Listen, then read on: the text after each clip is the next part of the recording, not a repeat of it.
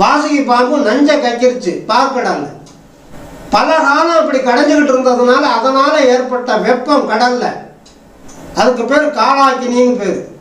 வாசுகி பாம்பு கக்குன நஞ்சு ஆழம், கடல்ல ஏற்பட்ட அந்த அக்கினி கால அக்கினி, இந்த ஆழமும் காலமும் சேர்ந்து ஆழகால விஷமா மாறி இந்த பிரபஞ்சத்தையே அச்சுறுத்திச்சு.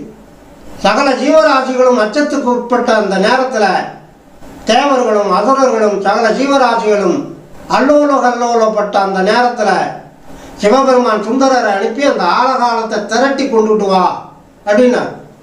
சிவபெருமானுடைய சகா சுந்தரர் அந்த ஆழகாலத்தை திரட்டி கொண்டு வந்து நந்தியம்பெருமான் மூலமாக கொடுத்து சுவாமிகிட்ட கொடுத்த உடனே அவர் வாங்கி அருந்தினார். விபரீதம் நடந்துடக்கூடாதுங்கிறதுக்காக எம்பிராட்டி அம்பிகை தம்முடைய திருக்கரங்களால் சிவபெருமானுடைய தொண்டையில் வச்சு அழுத்தினாங்க.